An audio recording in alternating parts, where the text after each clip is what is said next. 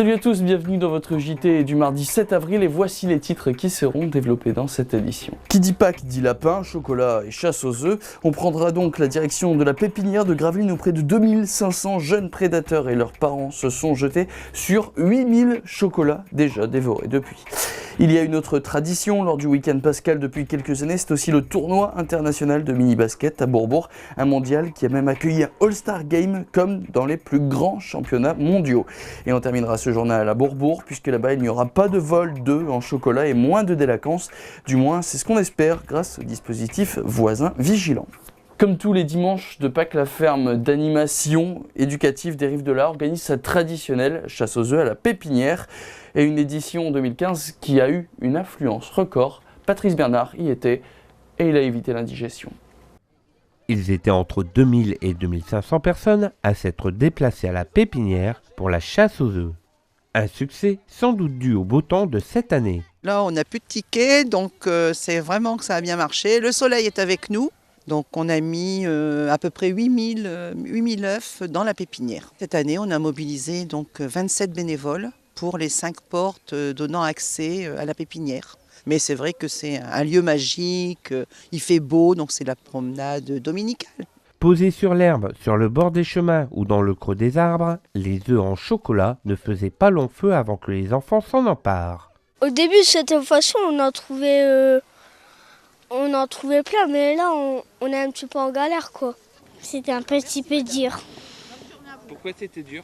Parce qu'il y avait plein d'orties.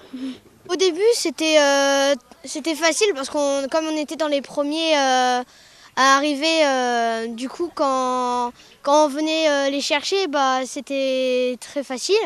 Mais après, quand on commençait à se rapprocher, c'était plus difficile. Puis nous, on regardait pas sur les chemins parce qu'on les laissait pour les autres. Et nous, on regardait surtout derrière les arbres ou dans les cachettes les plus difficiles. Petits ou grands, tous se prenaient au jeu et n'hésitaient pas à faire acte de solidarité. Moi, j'ai commencé à ramasser s'ils étaient sur le chemin. Après, j'ai commencé à en lâcher pour les plus petits, pour qu'ils trouvent plus facilement. Parce que c'est vrai qu'il y a des œufs qui sont vraiment pas faciles à trouver.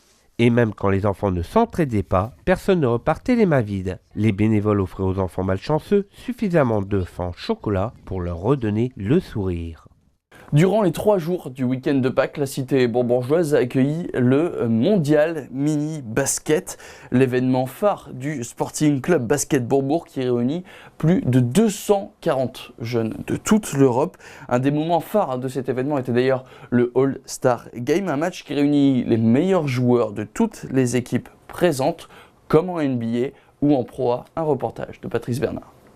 Ils étaient venus de Hollande, d'Allemagne, de Belgique, du Luxembourg, de Suisse et même du Liban pour participer au All-Star Game du mondial de mini-basket de Bourbourg.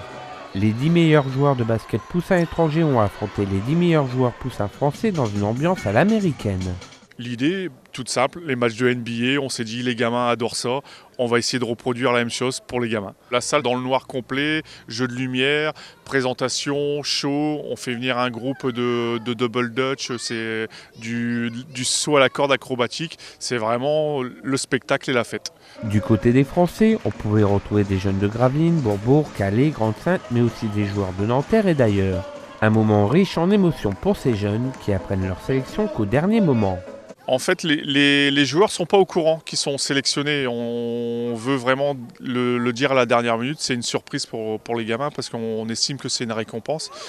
Donc l'ensemble des équipes sont dans les gradins et on appelle joueur par joueur. Donc c'est pour eux quelque chose d'exceptionnel parce qu'en plus avec la présentation un peu à l'américaine, ils se retrouvent devant 600 à 700 personnes où leur nom est nommé et ils se retrouvent à devoir aller au milieu du terrain et applaudis par les spectateurs. Pour chacun de ces jeunes, cette sélection ne les laisse pas indifférents. J'ai été content d'être choisi pour le All-Star Game. Et surtout de jouer avec les meilleurs du tournoi. Parce que si plus tard j'avais joué dans du haut niveau, j'aurais déjà un peu d'expérience. Au final, c'est l'équipe du reste du monde qui s'est imposée face à la France 55-19. Un très beau match où le fair play était de rigueur. Inspiré du concept anglo-saxon de surveillance des quartiers, le dispositif Voisin Vigilant existe en France depuis 2007 et vendredi dernier, le maire de Bourbourg, Francis Bassemont, a accueilli la première réunion d'information sur ce dispositif et Patrice Bernard y était pour nous. La communauté de brigades de gendarmerie de Bourbourg-Ouat et la commune de Bourbourg ont décidé de mettre en place un dispositif de participation citoyenne appelé Voisin Vigilant. Les détracteurs diront que voisin vigilant, c'est de la délation. Non, c'est pas du tout ce qu'on recherche. Nous, ce qu'on recherche, c'est avoir des renseignements sur les faits de notions de délinquance. On ne veut pas de tout ce qui a caractère privé, politique ou religieux. Nous, ce qui nous intéresse, c'est les faits de délinquance de proximité.